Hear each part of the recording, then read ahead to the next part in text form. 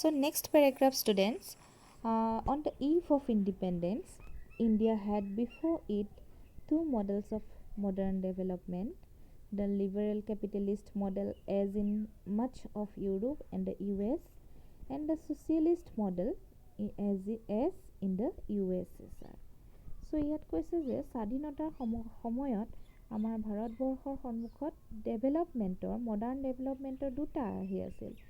এটা আৰ্হি হৈছে লিবাৰেল কেপিটেলিষ্ট আৰ্হি মডেল, মানে উদাৰ পুঁজিবাদী আৰ্হি, যিটো ইউৰোপ আৰু আমেৰিকাত আছিল, আৰু দ্বিতীয়টো হৈছে সমাজবাদী আৰ্হি বা ছ'চিয়েলিষ্ট মডেল, যিটো ৰাছিয়াত আছিল, অ'কে, USSRত আছিল। এই দুটা আৰ্হিৰ মাজত, এই দুটা মডেলৰ মাজত আমাৰ CPI বা সাম্যবাদী দলৰ কমিউনিষ্ট পাৰ্টিৰ নেতাসকলে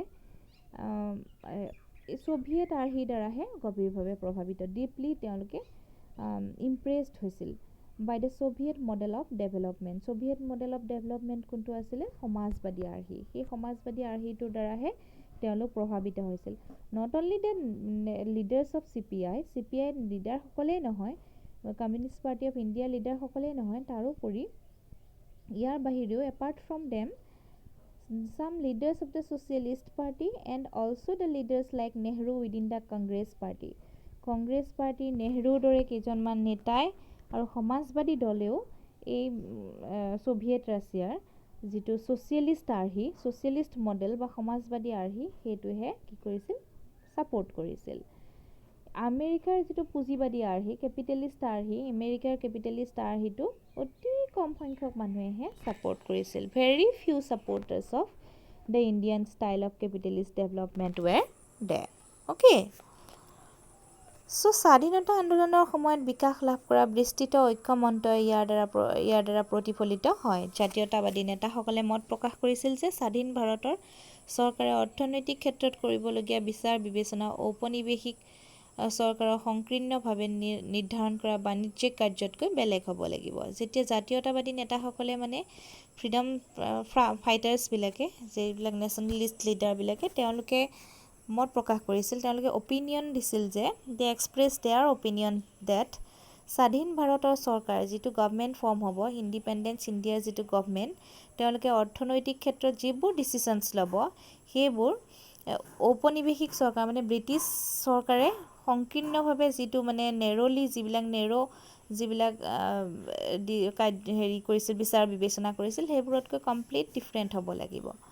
লগতে এই কথাও তেওঁলোকে স্পষ্ট কৰি দিছিল, ক্লিয়াৰ কৰি দিছিল যে it was clear moreover that the task of poverty alleviation and social and economic redistribution was being seen primarily as the responsibility of the government. এইটো স্পষ্ট কৰিছিল যে দৰিদ্ৰতা নিবাৰণ বুলি ক'লে কি হয়? Poverty alleviation and the social and economic redistribution, মানে সামাজিক আৰু অৰ্থনৈতিক পুনৰ বিতৰণ, ৰিডিষ্ট্ৰিবিউশ্যন, সম্পদৰ পুনৰ বিতৰণ, was being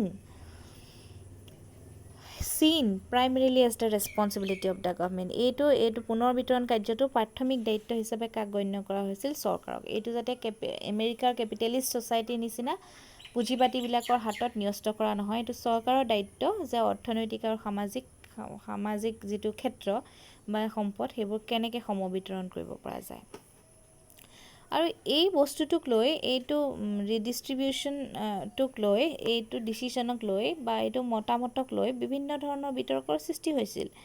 কিছুমানৰ বাবে ঔদ্যোগিকৰণ গ্ৰহণযোগ্য পথ আছিল, কিছুমানৰ বাবে কৃষি বিকাশ আৰু বিশেষকৈ গ্ৰাম্য দৰিদ্ৰতা নিবাৰণটোৱে অগ্ৰাধিকাৰ পোৱা উচিত আছিল। কিছুমানে কৈছিল বিকাশ তেতিয়াহে সম্ভৱ হ'ব, অ'কে, যদি then only development will be possible, যদিহে উদ্যোগীকৰণৰ পথ মানে গ্ৰহণ কৰে, যদি আমি ইণ্ডাষ্ট্ৰিয়েলাইজ কৰি দিওঁ আমাৰ কাণ্ট্ৰিখন, তেতিয়াহে।